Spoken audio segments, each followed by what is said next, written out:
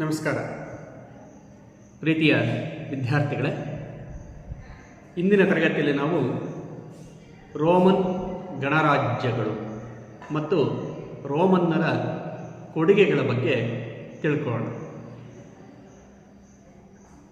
Roman ಸಾಮ್ರಾಜ್ಯ ವಿಶ್ವದ ಅತ್ಯಂತ ಮುಂದುವರಿದಂತಹ ಐರೋಪ್ಯ ನಾಗರಿಕತೆಯನ್ನು ಇವರು ನಿರ್ಮಿಸಿದರು. ಪ್ರಾಚೀನ ವಿಶ್ವದ ಅತ್ಯಂತ ಮುಂದುವರಿದಂತಹ ಐರೋಪ್ಯ ನಾಗರಿಕತೆಯ ನಿರ್ಮಾಣವನ್ನು ಮಾಡಿದಂತಹ ಕೀರ್ತಿ ರೋಮನ್ನರಿಗೆ ಸಲ್ಲುತ್ತದೆ. ಈ ನಾಗರಿಕತೆಯು ಗ್ರೀಕರ ಜ್ಞಾನದ ಬಲದ ಮೇಲೆ ಬೆಳೆದು ಬಂದಂತಹ ಒಂದು ನಾಗರಿಕತೆ. ಇದು ಗ್ರೀಕ್ ನಾಗರಿಕತೆಯ ಮುಂದುವರಿದ ಭಾಗವೆಂದೇ ಕರೆಯಲಾಗಿದೆ.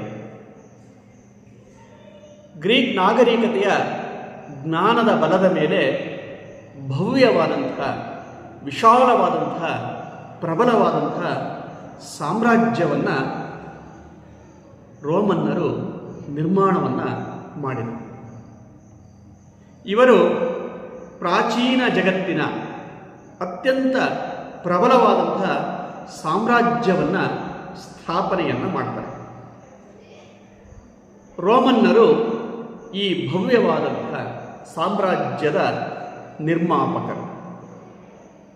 ಸರ್ಕಾರ, ಕಾನೂನು, ರಾಜಕೀಯ, ಸಾಹಿತ್ಯ, ಧರ್ಮ, ಕಲೆ, ವಾಸ್ತುಶಿಲ್ಪ ಹಾಗೂ ತಂತ್ರಜ್ಞಾನಕ್ಕೆ ರೋಮನ್ನರ ಕೊಡುಗೆ ಅಪಾರವಾದದ್ದು. ಹಾಗಾಗಿಯೇ ವಿಶ್ವದ ಇತಿಹಾಸದಲ್ಲಿ ರೋಮನ್ ಸಾಮ್ರಾಜ್ಯದ ಇತಿಹಾಸವು ಅತ್ಯಂತ ವಿಶಿಷ್ಟ ಸ್ಥಾನ ಅಂತಕ್ಕನ್ನೋದನ್ನು ಪಡೆದುಕೊಂಡಿದೆ. ಇನ್ನು ಜಗತ್ತಿನ ಎಲ್ಲ ನಾಗರಿಕತೆಗಳು ನದಿಗಳ ಬಯಲಿನಲ್ಲಿಯೇ ಬೆಳೆದು ಬಂದಿವೆ. ಹಾಗೆಯೇ ರೋಮನ್ ನಾಗರಿಕತೆಯೂ ಸಹ ನದಿಯ ಬಯಲಿನಲ್ಲಿಯೇ ಬೆಳೆದು ಬಂದಿದ್ದನ್ನು ನಾವು ಗುರುತಿಸ್ಬೋದು. ಹಾಗಾದರೆ ರೋಮನ್ ನಾಗರಿಕತೆಯ ಬೆಳವಣಿಗೆಗೆ ಕಾರಣವಾದಂತಹ ನದಿ ಯಾವುದು ಅಂತ ಹೇಳಿದ್ರೆ ಟೈಬರ್. ಆ ಟೈಬರ್ ನದಿಯ ದಡದ ಮೇಲೆಯೇ ರೋಮ್ ನಗರದ ಸ್ಥಾಪನೆ ಮತ್ತು ರೋಮನ್ ಸಾಮ್ರಾಜ್ಯದ ಸ್ಥಾಪನೆ ಮತ್ತು ರೋಮಿನ ಭವ್ಯ ಇತಿಹಾಸ ಅಂತಕ್ಕನ್ನೋದು ಬೆಳೀಲಿಕ್ಕೆ ಕಾರಣವಾಗುತ್ತೆ. ಹೀಗೆ ಟೈಬರ್ ನದಿಯು ರೋಮನ್ ನಾಗರಿಕತೆಯ, ರೋಮನ್ ಸಾಮ್ರಾಜ್ಯದ ಬೆಳವಣಿಗೆಗೆ ಕಾರಣವಾಗಿದೆ. ಹೀಗೆ ರೋಮಿನ ಸಾಮ್ರಾಜ್ಯವು, ರೋಮನ್ ನಾಗರಿಕತೆಯು ಟೈಬರ್ ನದಿಯ ದಡದ ಮೇಲೆ ಬೆಳೆದುಕೊಂಡು ಬಂತು. ಟೈಬರ್ ನದಿ ಇಟಲಿಯ ಪರ್ಯಾಯ ದ್ವೀಪದ ಕೇಂದ್ರ ಭಾಗದಲ್ಲಿ ಹರಿಯುತ್ತೆ. ರೋಮ್ ನಗರ ಈ ನದಿಯ ದಡದ ಮೇಲೆಯೇ ಬೆಳೆದು ಬಂದಿದೆ. ಉತ್ತರದಲ್ಲಿ ಆಲ್ಪ್ ಪರ್ವತ ಶ್ರೇಣಿಗಳು ಮತ್ತು 3 ಕಡೆ ಸಮುದ್ರ. ಇಟಲಿಯ ಉತ್ತರದ ಭಾಗದಲ್ಲಿ ಆಲ್ಪ್ ಪರ್ವತ ಶ್ರೇಣಿಗಳು ಮತ್ತು 3 ಕಡೆ ಸಮುದ್ರಗಳು ಸುತ್ತುವರೆದಿರುವುದರಿಂದಾಗಿ ಇಟಲಿಗೆ ಒಂದು ರೀತಿಯ ನೈಸರ್ಗಿಕ ರಕ್ಷಣೆ ಅಂತಕ್ಕನ್ನೋದು ದೊರೆತಿತ್ತು. ನಾವು ಭಾರತದ ಭೌಗೋಳಿಕತೆಯನ್ನು ಸಹ ಅವಲೋಕಿಸಿದಾಗ ಭಾರತದ ಉತ್ತರದಲ್ಲಿ ಹಿಮಾಲಯ ಪರ್ವತ ಶ್ರೇಣಿಗಳು, ಪೂರ್ವ, ಪಶ್ಚಿಮ ಮತ್ತು ದಕ್ಷಿಣದಲ್ಲಿ ಸಮುದ್ರಗಳಿಂದ ಆವೃತವಾಗಿರುವುದನ್ನು ನಾವು ಕಾಣಬಹುದು. ಹಾಗೆಯೇ ಇಟಲಿಯಲ್ಲಿಯೂ ಸಹ ಉತ್ತರದಲ್ಲಿ ಆಲ್ಪ್ ಪರ್ವತ ಶ್ರೇಣಿಗಳು ಮತ್ತು 3 ಕಡೆ ಸಮುದ್ರಗಳಿಂದ ಆವೃತವಾಗಿದ್ದರಿಂದಾಗಿಯೇ ಆ ದೇಶಕ್ಕೆ, ಇಟಲಿಗೆ ನೈಸರ್ಗಿಕ ರಕ್ಷಣೆ ಅಂತಕ್ಕನ್ನೋದು ದೊರೆತಿದೆ. ಇಟಲಿಯ ಪರ್ಯಾಯ ದ್ವೀಪ ಮುಂದಿನ ಹಲವಾರು ಶತಮಾನಗಳವರೆಗೆ ವೈಭವಯುತ ಸಾಂಸ್ಕೃತಿಕ ಬೆಳವಣಿಗೆಯ ಕೇಂದ್ರವಾಗಿ ಮೆರೆದದ್ದು ಕಂಡುಬರುತ್ತದೆ. ಭಾರತದ ಹಾಗೆ ಇಟಲಿಯೂ ಸಹ ಒಂದು ಪರ್ಯಾಯ ದ್ವೀಪವಾಗಿದ್ದು 3 ಕಡೆ ಸಮುದ್ರ, 1 ಕಡೆ ಭೂಭಾಗ ಇರುವ ಪ್ರದೇಶಗಳನ್ನು ನಾವು ಪರ್ಯಾಯ ದ್ವೀಪಗಳು ಅಂತೇಳಿ ಕರೀತೇವೆ. ಹೀಗೆ ಭಾರತದಂತೆ ಇಟಲಿಯೂ ಸಹ ಒಂದು ಪರ್ಯಾಯ ದ್ವೀಪವಾಗಿದ್ದು ಮುಂದೆ ಅದು ವಿಶ್ವ ವ್ಯಾಪಾರದ ವಾಣಿಜ್ಯದ ಕೇಂದ್ರವಾಗಿ, ಸಾಂಸ್ಕೃತಿಕ ಕೇಂದ್ರವಾಗಿ, ಧಾರ್ಮಿಕ ಕೇಂದ್ರವಾಗಿ, ಸಾಮ್ರಾಜ್ಯದ ಕೇಂದ್ರವಾಗಿ ಕಾರ್ಯವನ್ನು ನಿರ್ವಹಿಸುತ್ತೆ. ಹೀಗೆ ಅಲ್ಲಿನ ಭೌಗೋಳಿಕತೆಯು ಅಲ್ಲಿ ಒಂದು ವಿಶಾಲವಾದಂಥ ಸಾಮ್ರಾಜ್ಯದ ಹುಟ್ಟಿಗೆ, ಕಲೆ, ಧರ್ಮ, ಸಾಹಿತ್ಯ, ಸಂಸ್ಕೃತಿ, ವ್ಯಾಪಾರ, ವಾಣಿಜ್ಯದ ಬೆಳವಣಿಗೆಗೆ ಅದು ಕಾರಣವಾಯಿತು. ಇನ್ನು ಈ ನಾಗರಿಕತೆಯ ನಿರ್ಮಾಪಕರು, ರೋಮನ್ ಸಾಮ್ರಾಜ್ಯವನ್ನು ಅಥವಾ ರೋಮನ್ ನಾಗರಿಕತೆಯನ್ನು ನಿರ್ಮಾಣ ಮಾಡಿದವರು ಯಾರು ಅನ್ನೋದನ್ನು ತಿಳ್ಕೊಳ್ಳೋದಾದರೆ, ಇಟಲಿಯ ಮೊದಲ ಮೂಲ ನಿವಾಸಿಗಳು ಉತ್ತರ ಆಫ್ರಿಕಾ, ಸ್ಪೇನ್ ಮತ್ತು ಫ್ರಾನ್ಸಿನಿಂದ ವಲಸೆ ಬಂದವರು. ಇಟಲಿಯ ಮೊದಲ ಮೂಲ ನಿವಾಸಿಗಳು ಅಂತಕ್ಕಂಥವರಿದ್ದಾರೆ ಅವರು ಉತ್ತರ ಆಫ್ರಿಕಾ, ಸ್ಪೇನ್ ಮತ್ತು ಫ್ರಾನ್ಸ್ ಪ್ರದೇಶಗಳಿಂದ ವಲಸೆ ಬಂದು ಇಟಲಿಯಲ್ಲಿ ನೆಲೆಸ್ತಾರೆ. ಸಾಶಾಪೂರ್ವ 2000 ಸುಮಾರಿಗೆ ಇಟಾಲಿಕರೆಂದು ಕರೆಯಲ್ಪಡುವ ಇಂಡೋ ಯುರೋಪಿಯನ್ನರ ಒಂದು ಗುಂಪು ಆಲ್ಫನ್ ಕಣಿವೆಯ ಮೂಲಕ ಇಟಲಿಗೆ ಬಂದು ನೆಲೆಸುತ್ತೆ. ಸಾಶಾಪೂರ್ವ 2000 ಸುಮಾರಿಗೆ ಇಟಾಲಿಕರೆಂದು ಕರೆಯಲ್ಪಡ್ತಕ್ಕಂಥ ಇಂಡೋ ಯುರೋಪಿಯನ್ನರ ಒಂದು ಗುಂಪು ಆಲ್ಫೆನ್ಸ್ ಕಣಿವೆಗಳ ಮೂಲಕ ಅಥವಾ ಪರ್ವತ ಮಾರ್ಗದ ಮೂಲಕ ಇಟಲಿಗೆ ಬಂದು ನೆಲೆಸ್ತಾರೆ. ಆ ಜನಾಂಗಗಳಲ್ಲಿ ಲ್ಯಾಟಿನ್ನರು, ಇವರು ಮಧ್ಯ ಇಟಲಿಯ ಟೈಬರ್ ನದಿಯ ದಡದ ಲ್ಯಾಟಿಯಂ ಎಂಬ ಪ್ರದೇಶದಲ್ಲಿ ನೆಲೆಸ್ತಾರೆ. ಮುಂದೆ ಗ್ರೀಕರು ದಕ್ಷಿಣ ಇಟಲಿಗೆ ಬಂದು ನೆಲೆಸಿದರು. ಎಟ್ರುಸ್ಕ್ಯಾನ್ ಎಂತಕ್ಕಂಥ ಒಂದು ಗುಂಪು ಕೂಡ ಇಟಲಿಯಲ್ಲಿ ಬಂದು ನೆಲೆಸುತ್ತೆ. ಹೀಗೆ ರೋಮನ್ ನಾಗರಿಕತೆ ಅಂತಕ್ಕಂಥದ್ದು ಹಲವು ಜನಾಂಗಗಳಿಂದ ಒಂದು ಮಿಶ್ರ ಜನಾಂಗದಿಂದ ರಚನೆಯಾದಂಥ ನಾಗರಿಕತೆ ಅಂತೇಳಿ ಕರಿಬೋದು. ಉತ್ತರ ಆಫ್ರಿಕಾ, ಸ್ಪೇನ್, ಫ್ರಾನ್ಸ್ ಹಾಗೂ ಇಂಡೋ ಯುರೋಪಿಯನ್ ಜನಾಂಗ, ಗ್ರೀಕರು ಮತ್ತು ಎಟ್ರುಸ್ಕ್ಯಾನರ್, ಈ ಎಲ್ಲ ಜನರಿಂದ ಈ ಒಂದು ಇಟಲಿಯ ನಾಗರಿಕತೆ ಅಥವಾ ರೋಮನ್ ನಾಗರಿಕತೆಯ ಬೆಳವಣಿಗೆ ಅಂತಕ್ಕಂಥದ್ದು ಆಯಿತು.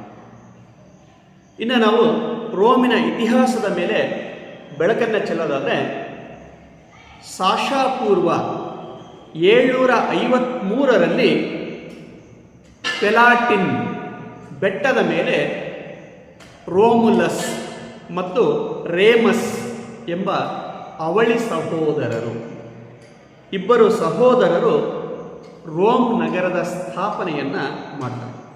ಹೀಗೆ ಸಾಶಾಪೂರ್ವ 753ರಲ್ಲಿ ಪೆಲಾಟಿನ್ ಬೆಟ್ಟದ ಮೇಲೆ ರೋಮುಲಸ್ ಮತ್ತು ರೇಮಸ್ ಎಂಬ ಸಹೋದರರಿಂದ ರೋಮ್ ನಗರದ ಸ್ಥಾಪನೆಯಾಗಿದೆ. ಇಲ್ಲಿಂದಲೇ ರೋಮನ್ ಸಾಮ್ರಾಜ್ಯದ ಬೆಳವಣಿಗೆ ಅಂತಕ್ಕಂಥದ್ದು ಆರಂಭವಾಯಿತು. ಪುರಾತನ ರೋಮನ್ನರ ಭಾಷೆ ಲ್ಯಾಟಿನ್. ಇದು ಲ್ಯಾಟಿಯಂ ಎಂಬ ಹೆಸರಿನಿಂದ ಬಂದಿದೆ. ರೋಮ್ ನಗರದ ಹೆಸರು ಬಂದಿದ್ದು ರೋಮುಲಸ್ನಿಂದ. ಈ ರೋಮುಲಸ್ ಎಂಬ ಹೆಸರಿನಿಂದಲೇ ರೋಮ್ ಎಂಬ ಹೆಸರು ಅಂತಕ್ಕಂಥದ್ದು ಬಂದಿದೆ. ರೋಮಿನ ಆರಂಭಿಕ ಇತಿಹಾಸವನ್ನು ನಾವು ಅವಲೋಕಿಸಿದಾಗ, ಅಧ್ಯಯನವನ್ನು ಮಾಡಿದಾಗ, ಎಟ್ರುಸ್ಕ್ಯಾನರು, ಆಕ್ವಿಯನ್ನರು ಮತ್ತು ಓಲ್ಸಿಯನ್ನರ ದಾಳಿಗಳನ್ನು ರೋಮ್ ಪಟ್ಟಣ ಎದುರಿಸಬೇಕಾಗಿ ಬಂತು. ಆದರೆ ಈ ಎಲ್ಲ ದಾಳಿಗಳನ್ನು ರೋಮುಲಸ್ ನಾಯಕತ್ವದಲ್ಲಿ ರೋಮನ್ನರು ಪ್ರಬಲವಾಗಿ ಪರಿಣಾಮಕಾರಿಯಾಗಿ ಎದುರಿಸ್ತಾರೆ ಮತ್ತು ಶತ್ರುಗಳನ್ನು ಹಿಮ್ಮೆಟ್ಟಿಸುವಲ್ಲಿ ಯಶಸ್ಸನ್ನು ಪಡೆದುಕೊಳ್ತಾರೆ. ಆದರೆ ಮುಂದೆ ಗಾಲವು ರೋಮನ್ ನಗರದ ಮೇಲೆ ದಾಳಿಯನ್ನು ಮಾಡಿ ರೋಮ್ ನಗರವನ್ನು ಸಂಪೂರ್ಣವಾಗಿ ಸುಟ್ಟು ಹಾಕ್ತಾರೆ. ಈಗ ಆರಂಭದ ನಾವು ರೋಮಿನ ಇತಿಹಾಸವನ್ನು ನೋಡಿದಾಗ ಅನೇಕ ಶತ್ರುಗಳು ರೋಮಿನ ಮೇಲೆ ಆಕ್ರಮಣವನ್ನು ಮಾಡಿದ್ದು ಕಂಡುಬರುತ್ತೆ. ರೋಮನ್ ನಗರದ ನಿರ್ಮಾಪಕನಾದಂಥ ರೋಮುಲಸ್ ಎಂತಕ್ಕಂಥವನು ಆ ಎಲ್ಲ ದಾಳಿಗಳನ್ನು ಅತ್ಯಂತ ಪರಿಣಾಮಕಾರಿಯಾಗಿ ಎದುರಿಸ್ತಾನೆ ಮತ್ತು ಶತ್ರುಗಳನ್ನು ಹಿಮ್ಮೆಟ್ಟಿಸುವಲ್ಲಿ ಅವನು ಯಶಸ್ಸು ಎಂತಕ್ಕನ್ನೋದನ್ನು ಪಡೆದುಕೊಳ್ತಾನೆ. ಆದರೆ ಮುಂದೆ ಬಂದಂತಹ ಗಾಲರು ಇವರು ರೋಮನ್ನರನ್ನು ಸೋಲಿಸ್ತಾರೆ, ರೋಮ್ ನಗರವನ್ನು ಸಂಪೂರ್ಣವಾಗಿ ಸುಟ್ಟು ಹಾಕ್ತಾರೆ. ರೋಮಿನ ಸರ್ಕಾರಗಳ ಬಗ್ಗೆ ನಾವು ತಿಳ್ಕೊಳ್ಳೋದಾದರೆ ರೋಮ್ನಲ್ಲಿ ಗಣರಾಜ್ಯ ಮತ್ತು ರಾಜಪ್ರಭುತ್ವ ಸರ್ಕಾರ ಪದ್ಧತಿಗಳು ಕಂಡುಬರ್ತವೆ. ಗಣರಾಜ್ಯ ಮತ್ತು ರಾಜಪ್ರಭುತ್ವ ಇವು ರೋಮ್ನಲ್ಲಿ ಕಂಡುಬರ್ತಕ್ಕಂಥ ಸರ್ಕಾರ ಪದ್ಧತಿಗಳಾಗಿದ್ದವು. ಲಿವಿ ತನ್ನ ಬರವಣಿಗೆಯಲ್ಲಿ ತಿಳಿಸಿರುವಂತೆ ಸಾಶಾಪೂರ್ವ 509ರಲ್ಲಿ ರೋಮಿನಲ್ಲಿ ಮೊದಲ ಗಣರಾಜ್ಯ ಸ್ಥಾಪನೆ ಆಯಿತು ಅಂಥೇಳಿ ತಿಳಿಸ್ತಾನೆ. ಈಗ ರೋಮಿನ ಇತಿಹಾಸಕಾರನಾದಂಥ ಲಿವಿ ತಿಳಿಸುವಂತೆ ಸಾಶಾಪೂರ್ವ 509ರಲ್ಲಿ ರೋಮ್ನಲ್ಲಿ ಮೊದಲ ಗಣರಾಜ್ಯದ ಸ್ಥಾಪನೆ ಅಂತಕ್ಕಂಥದ್ದು ಆಯಿತು. ಅದನ್ನು ರಿಪಬ್ಲಿಕ್ ಅಂಥೇಳಿ ಕರೆಯಲಾಗ್ತಾ ಇತ್ತು. ಈ ರಿಪಬ್ಲಿಕ್ ಎಂಬ ಪದವು ಲ್ಯಾಟಿನ್ ಭಾಷೆಯ ರೆಸ್ ಪಬ್ಲಿಕಾ ಎಂಬ ಪದದಿಂದ ಬಂದಿದೆ. ರೆಸ್ ಪಬ್ಲಿಕಾ ಎಂದರೆ ಜನರ ವಸ್ತು ಎಂದರ್ಥ. ರಿಪಬ್ಲಿಕ್ ಎಂಬ ಪದವು ಲ್ಯಾಟಿನ್ ಭಾಷೆಯ ರೆಸ್ ಪಬ್ಲಿಕಾ ಎಂಬ ಪದದಿಂದ ಬಂದಿದೆ. ರೆಸ್ ಪಬ್ಲಿಕಾ ಎಂದರೆ ಜನರ ವಸ್ತು ಎಂದರ್ಥ. ಅದು ಗಣರಾಜ್ಯವಾಗಿದ್ದರೂ ನಿಜವಾದ ಅಧಿಕಾರವನ್ನು ಪೆಟ್ರೀಷಿಯನ್ನರೆಂಬ ಶ್ರೀಮಂತರು ಅಲ್ಲಿ ಅನುಭವಿಸ್ತಾ ಇದ್ದರು. ಅಲ್ಲದೆ ಕಾರ್ಮಿಕರು, ಸಣ್ಣ ವ್ಯವಸಾಯಗಾರರು, ಕುಶಲಕರ್ಮಿಗಳು, ಸಣ್ಣ ವ್ಯಾಪಾರಸ್ಥರು ಮತ್ತು ಸೈನಿಕರಾಗಿದ್ದ ಸಾಮಾನ್ಯ ವರ್ಗದವರನ್ನು ಫ್ಲೆಬಿಯನ್ನರು ಎಂದು ಕರೆಯಲಾಗ್ತಾ ಇತ್ತು. ಅಂದರೆ ಅವರ ಗಣರಾಜ್ಯದಲ್ಲಿ ನಾವು 2 ವಿಭಾಗಗಳನ್ನು ಕಾಣಬಹುದು. ಒಂದು ಪೆಟ್ರೀಷಿಯನ್ನರು, ಮತ್ತೊಂದು ಫ್ಲೆಬಿಯನ್ನರು. ಅದರ ನಿಜವಾದ ಅಧಿಕಾರವನ್ನು ಅನುಭವಿಸ್ತಾ ಇದ್ದಂಥವ್ರು ಯಾರು ಅಂತ ಹೇಳಿದ್ರೆ ಪೆಟ್ರೀಷಿಯನ್ನರೆಂಬ ಶ್ರೀಮಂತ ವರ್ಗದವರು. ಇನ್ನು ಉಳಿದ ಎಲ್ಲ ವರ್ಗದವರು ಯಾವುದರಲ್ಲಿ ಬರ್ತಾ ಇದ್ರು ಅಂತ ಹೇಳಿದ್ರೆ ಫ್ಲೆಬಿಯನ್ ಎಂಬ ವರ್ಗದಲ್ಲಿ ಬರ್ತಾ ಇದ್ರು. ಅಧಿಕಾರ ಅವರು ಅನುಭವಿಸ್ತಾ ಇದ್ದರೆ ಇವರು ಆ ಅಧಿಕಾರಕ್ಕೆ ಸಹಾಯಕರಾಗಿ ನಿಂತ್ಕೊಳ್ತಾ ಇದ್ರು. ಈ 2 ವರ್ಗಗಳ ಜನರ ನಡುವೆ ಅಂದರೆ ಪೆಟ್ರೀಷಿಯನ್ನರ ಮತ್ತು ಫ್ಲೆಬಿಯನ್ನರ ನಡುವೆ ಅಧಿಕಾರಕ್ಕಾಗಿ ಯಾವಾಗಲೂ ಸಂಘರ್ಷ ಅಂತಕ್ಕಂಥದ್ದು ನಡೀತಾ ಇತ್ತು.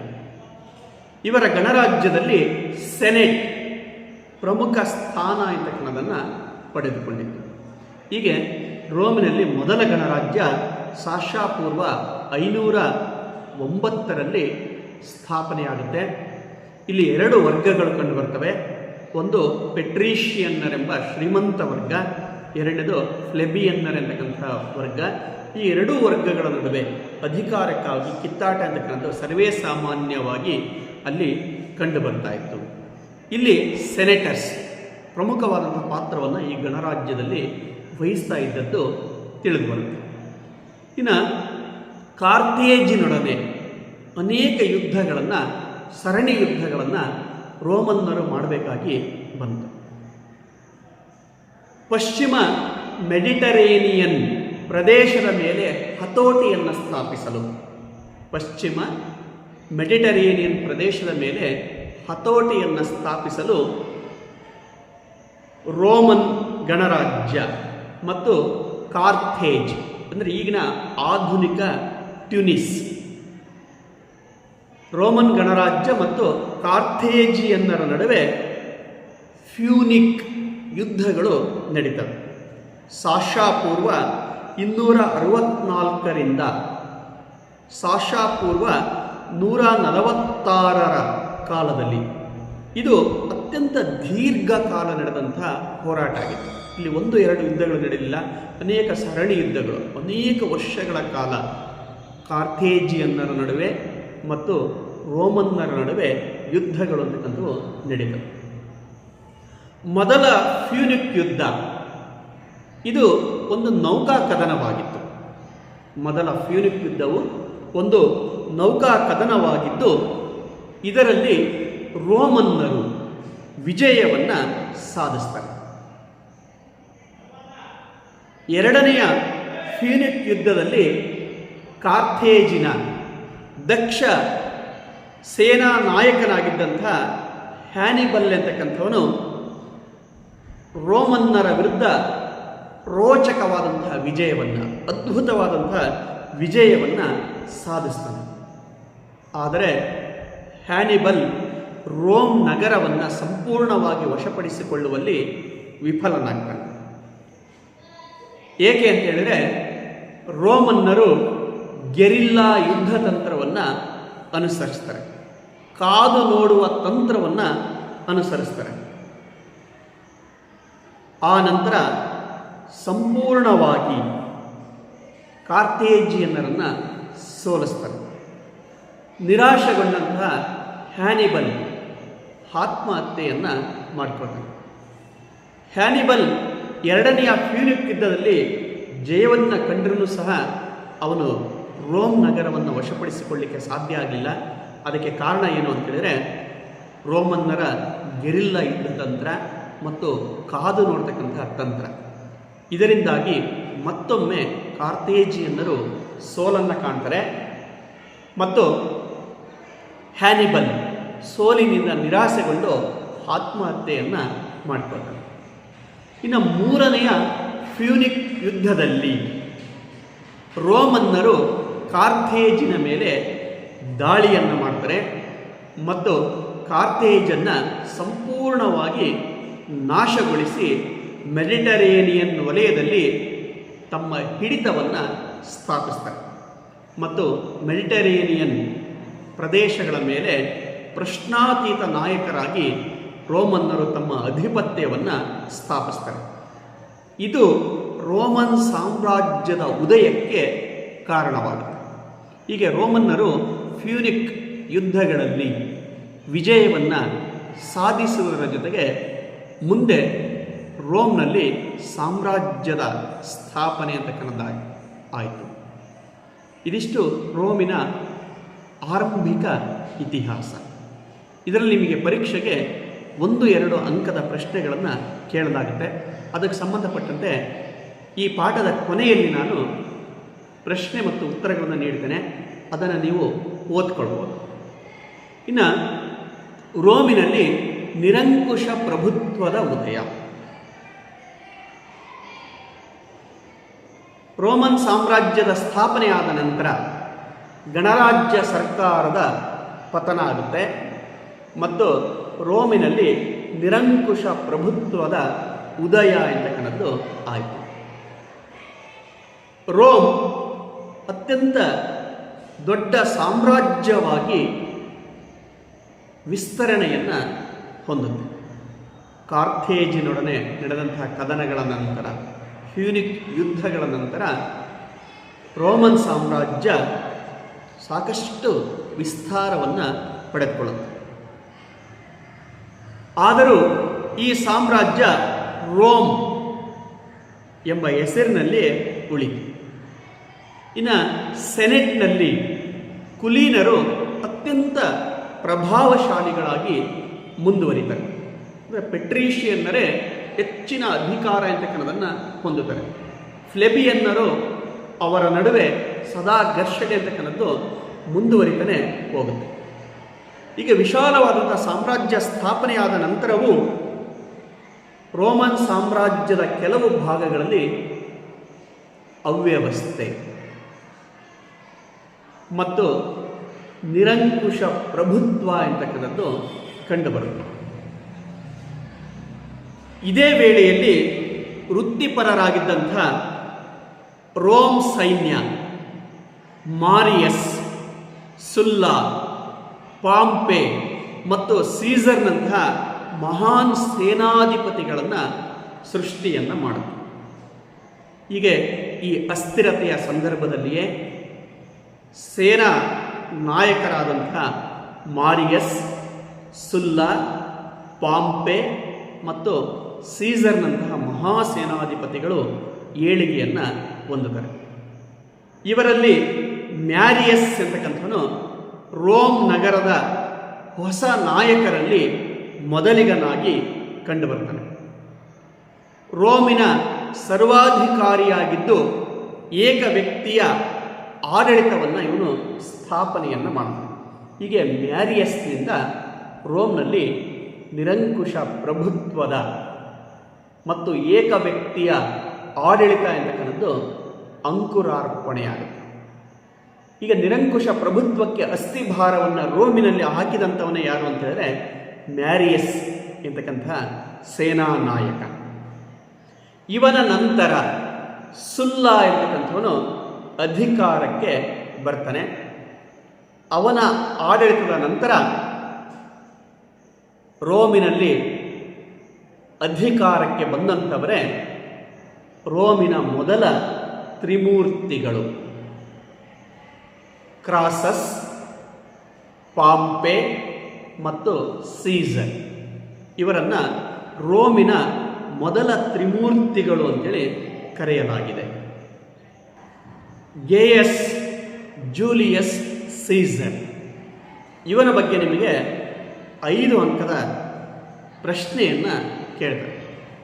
ಜೂಲಿಯಸ್ ಸೀಸರ್ನ ಸಾಧನೆಗಳನ್ನು ವಿವರಿಸಿ ಅಂತೇಳಿ. ಗೇಯಸ್ ಜೂಲಿಯಸ್ ಸೀಸರ್ ಸಾಶಾಪೂರ್ವ 48ರಿಂದ 44ರವರೆಗೆ ಆಡಳಿತವನ್ನು ನಡೆಸ್ತಾನೆ. ಸೀಸರ್ ಒಬ್ಬ ಶ್ರೇಷ್ಠ ಸೈನಿಕ ನಾಯಕ, ವೀರ ಯೋಧ, ಶ್ರೇಷ್ಠ ಸರ್ವಾಧಿಕಾರಿ, ಸುಧಾರಕ. ಹಾಗಾಗಿ ಇವನನ್ನು ಪ್ರಾಚೀನ ರೋಮಿನ ಪ್ರತೀಕ ಎಂದೇ ಕರೆಯಲಾಗಿದೆ. ಇವನೊಬ್ಬ ಧೈರ್ಯಶಾಲಿ ಮತ್ತು ಶಕ್ತಿಶಾಲಿಯೂ ಆಗಿದ್ದ. ರೋಮಿನ ಮೊದಲ ತ್ರಿಮೂರ್ತಿಗಳಲ್ಲಿ ಒಬ್ಬನಾದಂಥ ಇವನು ರೋಮಿನ ನಿರಂಕುಶ ಪ್ರಭುವಾಗಿ ರೋಮಿನ ಪ್ರಗತಿಗೆ ಕಾರಣನಾಗ್ತಾನೆ. ಹಾಗಾಗಿ ಇವನನ್ನು ಪ್ರಾಚೀನ ರೋಮಿನ ಪ್ರತೀಕನೆಂದೇ ಕರೆಯಲಾಗಿದೆ.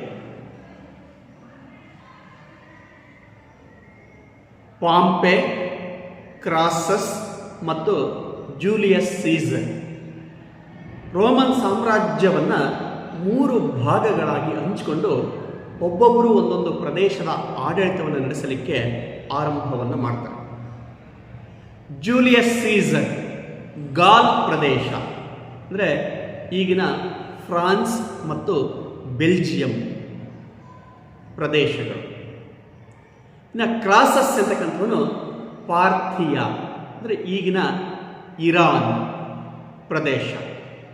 ಇನ್ನು ಪಾಂಪೆ ಅಂತಕ್ಕಂಥವನು ಸ್ಪೇನಿನ ಭಾಗಗಳನ್ನು ಆಳಲಿಕ್ಕೆ ಆರಂಭಿಸ್ತಾರೆ. ಹೀಗೆ 3 ಜನ ತ್ರಿಮೂರ್ತಿಗಳು ರೋಮನ್ ಸಾಮ್ರಾಜ್ಯವನ್ನು 3 ಭಾಗಗಳನ್ನಾಗಿ ಮಾಡಿಕೊಂಡು ತಮ್ಮ ಆಡಳಿತವನ್ನು ಆರಂಭಿಸ್ತಾರೆ.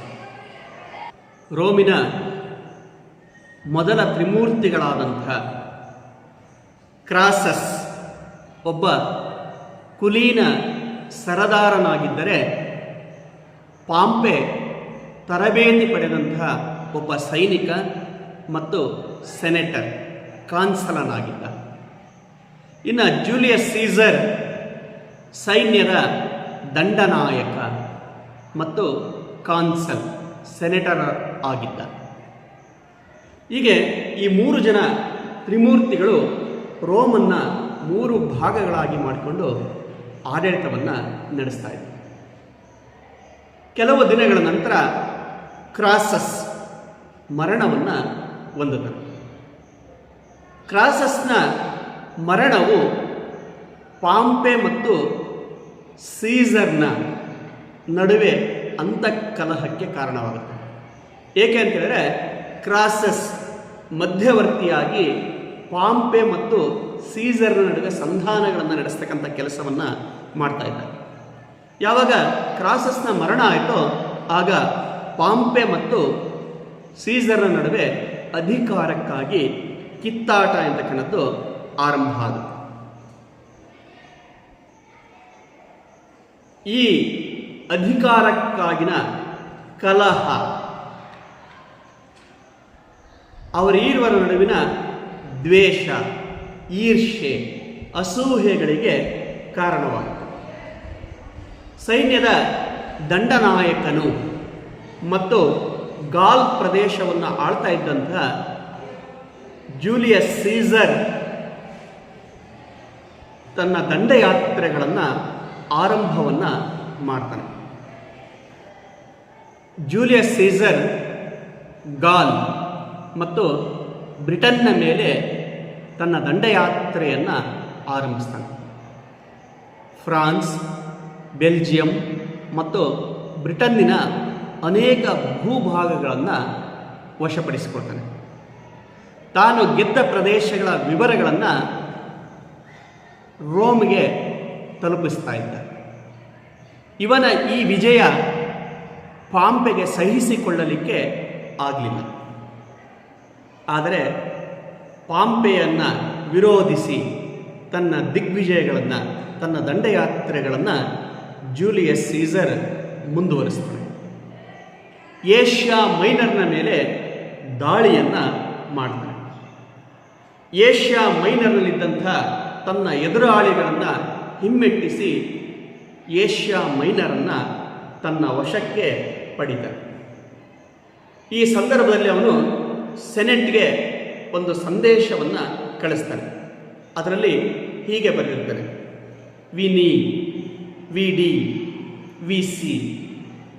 ವಿನಿ, ವಿಡಿ, ವಿಸಿ ಅಂದರೆ ನಾನು ಬಂದೆ, ನಾನು ನೋಡಿದೆ, ನಾನು ಗೆದ್ದೆ ಎಂದರ್ಥ. ಜೂಲಿಯಸ್ ಸೀಸರ್ ಬಂದ, ನೋಡಿದ ಮತ್ತು ಎಲ್ಲವನ್ನ ಗೆದ್ದ. ಹೀಗೆ ಯುರೋಪಿನ ಕೆಲವು ಭಾಗಗಳನ್ನು ಹಾಗೂ ಏಷ್ಯಾ, ಪಾರ್ಥಿಯ ಅಥವಾ ಈಗಿನ ಇರಾನ್ ಮುಂತಾದ ಪ್ರದೇಶ ಏನಿತ್ತು ಅದನ್ನು ಅವನು ಗೆಲ್ತಾನೆ. ಹಾಗಾಗಿ ನಾವು ಹೇಳಿದ್ದು ವಿನಿ, ವಿಡಿ, ವಿಸಿ. ನಾನು ಬಂದೆ, ನಾನು ನೋಡಿದೆ, ನಾನು ಗೆದ್ದೆ ಎಂಬ ಮಾತನ್ನು ಹೇಳ್ತಾನೆ. ಸೀಸರ್ನ ಈ ಏಳಿಗೆ, ಈ ಅಭ್ಯುದಯ, ಅವನು ಗೆಲುವುಗಳನ್ನು ಕಂಡಂತಹ ರೀತಿ ಪಾಂಪೆಗೆ ಸಹಿಸಿಕೊಳ್ಳಲಿಕ್ಕೆ ಸಾಧ್ಯವಾಗಲೇ ಇಲ್ಲ. ಹಾಗಾಗಿನೇ ಅವನು ಜೂಲಿಯಸ್ ಸೀಸರ್ನಿಗೆ ಸಂದೇಶವನ್ನು ಕಳಿಸ್ತಾನೆ. ಸೈನ್ಯವನ್ನು ರಣರಂಗದಲ್ಲಿಯೇ ಬಿಟ್ಟು ತಾಯ್ನಾಡಿಗೆ ಹಿಂದಿರುಗು ಅಂತೇಳಿ. ಆದರೆ ಜೂಲಿಯಸ್ ಸೀಸರ್ ಮುಂದಾಲೋಚನೆಯನ್ನು ಮಾಡ್ತಾನೆ. ರೋಮ್ ನಗರವನ್ನು ತಲುಪ್ತಾನೆ. ಪಾಂಪೆಯ ವಿರುದ್ಧ ಯುದ್ಧವನ್ನು ಘೋಷಿಸ್ತಾನೆ. ಪಾಂಪೆ ಮತ್ತು ಸೀಸರ್ನ ನಡುವೆ ಪಾರ್ಸೆಲಸ್ ಎಂಬ ಕದನ ನಡೆಯುತ್ತೆ. ಈ ಪಾರ್ಸೆಲಸ್ ಕದನದಲ್ಲಿ ಪಾಂಪೆ ಸೋಲನ್ನು ಕಾಣ್ತಾನೆ ಮತ್ತು ರಣರಂಗದಿಂದ ಅವನು ಪಲಾಯನವನ್ನು ಮಾಡ್ತಾನೆ. ಜೂಲಿಯಸ್ ಸೀಸರ್ ಅವನನ್ನು ಈಜಿಪ್ಟಿನವರೆಗೆ ಬೆನ್ನಟ್ಟಿ ಹೋಗ್ತಾನೆ ಮತ್ತು ಅವನನ್ನು ಕೊಲ್ತಾನೆ. ಹೀಗೆ ಪಾರ್ಸೆಲಸ್ ಕದನದಲ್ಲಿ ಸೋತಂತಹ ಪಾಂಪೆ ಈಜಿಪ್ಟಿನ ಕಡೆಗೆ ಓಡಿ ಹೋಗ್ತಾನೆ. ಅವನನ್ನು ಬೆನ್ನಟ್ಟಿ ಹೋದಂತಹ ಜೂಲಿಯಸ್ ಸೀಸರ್ ಅವನನ್ನು ಈಜಿಪ್ಟ್ನಲ್ಲಿ ಕೊಲ್ತಾನೆ. ಈಜಿಪ್ಟಿನ ರಾಣಿ ಕ್ಲಿಯೋಪಾತ್ರಳೊಂದಿಗೆ ಮೈತ್ರಿಯನ್ನು ಮಾಡಿಕೊಳ್ತಾನೆ. ಇದರಿಂದಾಗಿ ಈಜಿಪ್ಟ್ ಮತ್ತು ರೋಮನ್ ಸಾಮ್ರಾಜ್ಯದ ನಡುವೆ ಉತ್ತಮವಾದಂಥ ಬಾಂಧವ್ಯದ ಬೆಳವಣಿಗೆ ಅಂತಕ್ಕಂಥದ್ದು ಆಗುತ್ತೆ. ಕೆಲವು ಮೂಲಗಳ ಪ್ರಕಾರ ಜೂಲಿಯಸ್ ಸೀಸರ್ ಅಂತಕ್ಕಂಥವನು ಕ್ಲಿಯೋಪಾತ್ರಳಿಂದ ಆಕರ್ಷಿತನಾಗಿದ್ದ, ಅಥವಾ ಕ್ಲಿಯೋಪಾತ್ರಳೆ ಜೂಲಿಯಸ್ ಸೀಸರ್ನನ್ನು ತನ್ನೆಡೆಗೆ ಆಕರ್ಷಿತಳನ್ನಾಗಿ ಮಾಡಿಕೊಂಡಿದ್ಲು ಅಂತೇಳಿ ಕೆಲವು ವಿದ್ವಾಂಸರು ಅಭಿಪ್ರಾಯವನ್ನು ವ್ಯಕ್ತಪಡಿಸ್ತಾರೆ. ಒಟ್ಟಿನಲ್ಲಿ ಪಾಂಪೆಯ ಹತ್ಯೆ ಈಜಿಪ್ಟ್ ಮತ್ತು ರೋಮಿನ ಸಂಬಂಧಗಳನ್ನು ಉತ್ತಮಪಡಿಸುತ್ತೆ. ಕ್ಲಿಯೋಪಾತ್ರ ಮತ್ತು ಆಗಸ್ಟಸ್ ಸೀಸರ್ನ ಕಾಲದಲ್ಲಿ ಎರಡೂ ದೇಶಗಳ ನಡುವೆ ಉತ್ತಮ ಬಾಂಧವ್ಯ ಅಂತಕ್ಕಂಥದ್ದು ಮುಂದುವರಿಯುತ್ತೆ. ಈಗ ಜೂಲಿಯಸ್ ಸೀಸರ್ನಿಗೆ ಇದ್ದಂತಹ ಅಡ್ಡಿ ನಿವಾರಣೆ ಆಗುತ್ತೆ. ಕ್ರಾಸಸ್ ಮರಣವನ್ನು ಹೊಂದಿದ್ದ, ಪಾಂಪೆಯನ್ನು ಯುದ್ಧದಲ್ಲಿ ಸೋಲಿಸಿ ಸೀಸರ್ ಕೊಂದಿದ್ದ. ಈಗ ಇಡೀ ರೋಮನ್ ಸಾಮ್ರಾಜ್ಯ ಜೂಲಿಯಸ್ ಸೀಸರ್ನ ವಶವಾಗುತ್ತೆ. ಹಾಗಾಗಿ ಜೂಲಿಯಸ್ ಸೀಸರ್ ರೋಮಿನ ಚಕ್ರವರ್ತಿಯಾಗಿ, ರೋಮಿನ ಮೊದಲ ನಿರಂಕುಶ ಪ್ರಭುವಾಗಿ ಅಧಿಕಾರವನ್ನು ವಹಿಸಿಕೊಂಡನು. ಹಾಗೆಯೇ ರೋಮಿನ ಚಕ್ರವರ್ತಿಯಾಗಿ ತನ್ನ ಸೈನಿಕ ಸಾಧನೆಗಳ ಜೊತೆಗೆ ಉತ್ತಮ ಆಡಳಿತವನ್ನು ನಡೆಸುವುದರ ಮೂಲಕ ಎಲ್ಲ ಕ್ಷೇತ್ರಗಳಲ್ಲಿ ರೋಮನ್ ಸಾಮ್ರಾಜ್ಯ ಪ್ರಗತಿಯನ್ನು ಕಾಣುವಂತೆ ಮಾಡ್ತಾನೆ. ಹಾಗಾಗಿ ಅವನನ್ನು ಪ್ರಾಚೀನ ರೋಮಿನ ಪ್ರತೀಕ ಅಂತೇಳಿ ಕರೆಯಲಾಗುತ್ತೆ. ಈಗ ಒಬ್ಬ ಶ್ರೇಷ್ಠ ಅರಸನಾಗಿ, ನಿರಂಕುಶ ಪ್ರಭುವಾಗಿ ಆಡಳಿತವನ್ನು ನಡೆಸ್ತಾ ಇದ್ದಂಥ ಜೂಲಿಯಸ್ ಸೀಸರ್ನನ್ನು ಸಾಶಾಪೂರ್ವ 44ರಲ್ಲಿ ಬ್ರೂಟಸ್ ಎಂಬ ಸೆನೆಟರ್ ಮೋಸದಿಂದ ಕೊಲ್ತಾನೆ. ಹೀಗಾಗಿಯೇ ಒಬ್ಬ ಶ್ರೇಷ್ಠ ಅರಸ, ಶ್ರೇಷ್ಠ ನಾಯಕ ಜೂಲಿಯಸ್ ಸೀಸರ್ ದುರಂತ ಅಂತ್ಯವನ್ನು ಕಾಣಬೇಕಾಗಿದೆ. ಲಿಬರೇಟರ್ಸ್ ಅಂಥೇಳಿ ಕರೆಸಿಕೊಳ್ತಾ ಇದ್ದಂಥ ಒಂದು ಸೆನೆಟರ್ಗಳ ಗುಂಪಿನ ನಾಯಕನಾಗಿದ್ದಂಥ ಬ್ರೂಟಸ್ ಎಂತಕ್ಕಂಥವನು ಜೂಲಿಯಸ್ ಸೀಸರ್ನ ಹತ್ಯೆಯನ್ನು ಮಾಡ್ತಾನೆ. ಇನ್ನು ಜೂಲಿಯಸ್ ಸೀಸರ್ನ ಆಡಳಿತ ಸಾಧನೆಗಳು, ಇವನು ದಿಗ್ವಿಜಯಿಯಾಗಿ ವಿಶಾಲ ಸಾಮ್ರಾಜ್ಯವನ್ನು ಕಟ್ಟಿದ್ದಷ್ಟೇ ಅಲ್ಲದೆ ಶ್ರೇಷ್ಠ ಆಡಳಿತಗಾರನಾಗಿ ಅನೇಕ ಆಡಳಿತಾತ್ಮಕ ಸುಧಾರಣೆಗಳನ್ನು ಜಾರಿಗೆ ತರ್ತಾನೆ. ಅದರಲ್ಲಿ ಮೊದಲನೇದಾಗಿ ಸೆನೆಟರ್ಗಳ ಸಂಖ್ಯೆಯ ಹೆಚ್ಚಳ, ಸೆನೆಟರ್ಗಳ ಸಂಖ್ಯೆಯನ್ನು ಹೆಚ್ಚಿಸ್ತಾನೆ. ಆದರೆ ಅವರಿಗೆ ಇದ್ದಂಥ ವಿಶೇಷ ಅಧಿಕಾರಗಳನ್ನು ಮೊಟಕುಗೊಳಿಸುವುದರ ಮೂಲಕ ಅವರ ವಿರೋಧಕ್ಕೆ ಕಾರಣನಾಗ್ತಾನೆ. ಹೀಗೆ ಸೆನೆಟರ್ಗಳ ಸಂಖ್ಯೆಯನ್ನು ಹೆಚ್ಚಿಸ್ತಾ ಮತ್ತು ಅವರಿಗಿದ್ದಂತಹ ಕೆಲವು ವಿಶೇಷ ಅಧಿಕಾರಗಳನ್ನು ಕಡಿತಗೊಳಿಸುವುದರ ಮೂಲಕ, ರದ್ದುಗೊಳಿಸುವುದರ ಮೂಲಕ ಅವರ ವಿರೋಧಕ್ಕೆ ಇವನು ಪಾತ್ರನಾಗ್ತಾನೆ. ಹಾಗಾಗಿನೇ ಆ ಶ್ರೀಮಂತ ಸೆನೆಟರ್ಗಳಿಂದಲೇ ಮುಂದೆ ಇವನ ಹತ್ಯೆ ಅಂತಕ್ಕಂಥದ್ದು ನಡೆಯುತ್ತೆ. ಇನ್ನು ಎರಡನೇದಾಗಿ ಈಜಿಪ್ಟಿನೊಂದಿಗೆ ಮೈತ್ರಿ. ಕ್ಲಿಯೋಪಾತ್ರಳ ಜೊತೆಗೆ ಉತ್ತಮ ಬಾಂಧವ್ಯವನ್ನು ಬೆಳೆಸ್ಕೊಳ್ತಾನೆ. ಎರಡೂ ದೇಶಗಳ ನಡುವೆ ವ್ಯಾಪಾರ ವಾಣಿಜ್ಯದ ಬೆಳವಣಿಗೆ ಅಂತಕ್ಕಂಥದ್ದು ಉಂಟಾಗುತ್ತೆ. ಎರಡೂ ದೇಶಗಳ ಆರ್ಥಿಕ ಪ್ರಗತಿಗೆ ಇದು ಕಾರಣವಾಗುತ್ತೆ. ಇನ್ನು ಮೂರನೇದಾಗಿ ಬಡವರಿಗೆ ಭೂಮಿ ಮತ್ತು ಉದ್ಯೋಗವನ್ನು ನೀಡುತ್ತಾನೆ. ಬಡವರಿಗೆ ಉಚಿತ ಆಹಾರದ ವಿತರಣೆಯನ್ನು ಮಾಡಿದ, ಹಸಿವಿನಿಂದ ಬಡವರಿಗೆ ರಕ್ಷಣೆ ಅಂತಕ್ಕಂಥದ್ದನ್ನು ಕೊಡ್ತಾನೆ. ಅಷ್ಟೇ ಅಲ್ಲ, ಅವರಿಗೆ ಉದ್ಯೋಗದ ಅವಕಾಶಗಳನ್ನು ಕಲ್ಪಿಸಿಕೊಡ್ತಾನೆ. ರೋಮನ್ನರಿಗೆ ಪೌರತ್ವದ ಹಕ್ಕನ್ನು ನೀಡ್ತಾನೆ. ರೋಮನ್ನರಿಗೆ ಪೌರತ್ವದ ಹಕ್ಕನ್ನು ನೀಡಿದ. ರೋಮ್ ಪಟ್ಟಣದ ಮಾದರಿಯಲ್ಲಿ ಅನೇಕ ನಗರಗಳನ್ನು ಅಭಿವೃದ್ಧಿಪಡಿಸುವ ಕೆಲಸವನ್ನು ಮಾಡ್ತಾನೆ. ಹಾಗಾಗಿನೇ ಅನೇಕ ನಗರಗಳು ರೋಮ್ ಮಾದರಿಯಲ್ಲಿ ಪುನರ್ ನಿರ್ಮಾಣ ಅಂತಕ್ಕನ್ನೋದನ್ನು ಹೊಂದುತ್ತವೆ. ಇನ್ನು ಜನತೆಯ ಮೇಲೆ ಇದ್ದಂತಹ ತೆರಿಗೆಯ ಭಾರವನ್ನು ಇಳಿಸ್ತಾನೆ. ತೆರಿಗೆಯಲ್ಲಿ ಕಡಿತಗೊಳಿಸಿದ. ತೆರಿಗೆಯ ಪ್ರಮಾಣವನ್ನು ಇಳಿಸುವ ಕೆಲಸವನ್ನು ಮಾಡ್ತಾರೆ. ಇದರಿಂದಾಗಿ ಜನಸಾಮಾನ್ಯರಿಗೆ ಸಾಕಷ್ಟು ಅನುಕೂಲಗಳು ಅಂತಕ್ಕಂಥವು ಉಂಟಾಗ್ತವೆ. ಹಾಗೆಯೇ ವ್ಯಾಪಾರ ವಾಣಿಜ್ಯದ ಪ್ರಗತಿಗಾಗಿ ನಾಣ್ಯ ವ್ಯವಸ್ಥೆಯಲ್ಲಿ ಸುಧಾರಣೆಯನ್ನು ಇವನು ಜಾರಿಗೆ ತರ್ತಾನೆ. ಈ ನಾಣ್ಯ ವ್ಯವಸ್ಥೆಯ ಸುಧಾರಣೆ ವ್ಯಾಪಾರ ವಾಣಿಜ್ಯದ ಪ್ರಗತಿಗೆ ಕಾರಣವಾಗುತ್ತೆ. ಇನ್ನು ಜೂಲಿಯಸ್ ಕ್ಯಾಲೆಂಡರನ್ನು ಇವನು ಸಿದ್ಧಪಡಿಸಿ ಅದನ್ನು ಜಾರಿಗೆ ತರ್ತಾನೆ. ಈ ಜೂಲಿಯಸ್ ಕ್ಯಾಲೆಂಡರ್ ಅಂತಕ್ಕಂಥದ್ದು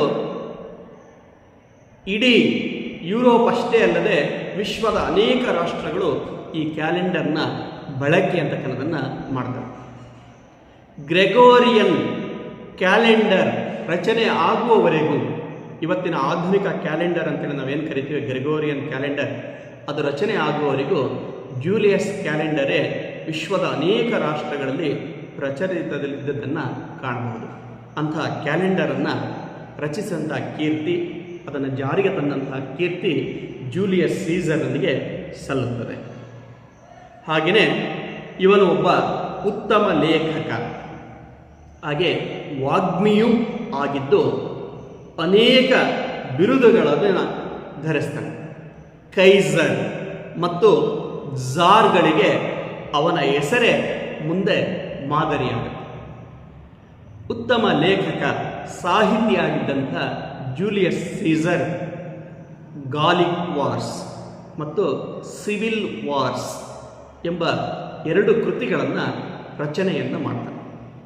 ಹೀಗೆ ಜೂಲಿಯಸ್ ಸೀಸರ್ ವೀರ ಯೋಧನಾಗಿ, ದಿಗ್ವಿಜಯಿಯಾಗಿ ವಿಶಾಲ ಸಾಮ್ರಾಜ್ಯವನ್ನು ಕಟ್ಟಿದ್ದಷ್ಟೇ ಅಲ್ಲದೆ ತನ್ನ ಆಡಳಿತಾತ್ಮಕ ಸುಧಾರಣೆಗಳ ಮೂಲಕ ರೋಮನ್ ಸಾಮ್ರಾಜ್ಯದ ಕೀರ್ತಿ ಬೆಳಗುವಂತೆ ಮಾಡ್ತಾನೆ.